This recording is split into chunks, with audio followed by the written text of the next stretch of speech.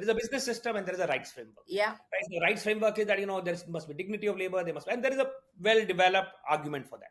Typically, these arguments talk at cross purposes. And are seen as zero-sum games, right? Yeah, they cancel each other out, and more importantly, they stop talking to each other. Hmm. They stop acknowledging each other's position as or worldview as fundamentally legitimate. So when that doesn't happen, then what happens is then the more powerful wins. Hmm. And not just in terms of power has always rested with money and capital, but Yeah. even in narrative terms, Hmm. the power has moved to capital. Hmm. In an earlier time, in narrative terms, Hmm. power was better distributed, was more symmetrically distributed between capital and rights, the rights framework. Yeah. Today, the rights framework across the world, Hmm. does not have the power that it once did. And so therefore, for people who argue for labor, Hmm. or for the proper value to be ascribed to labor, I think would be better served if they could argue within the logic of business. And it's a strong argument.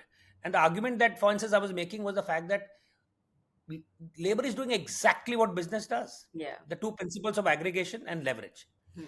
All platforms are based on that. Zomato and Swiggy provide no value of their own. Hmm. They get value because they aggregate consumers and they aggregate demand. They squeeze restaurants on one hand. Hmm. No restaurant is happy about having to part with the kind of money that they have to pay to the. My favorite Chinese restaurant wants to do his own delivery. Yeah, exactly. He prefers Exactly. that. Because nobody wants to part with that kind of money, but they have no choice. So you squeeze every other kind of stakeholder in order to, so you're doing exactly that. They're doing exactly that. They are organizing, aggregating, and they're using leverage by doing it on 31st December.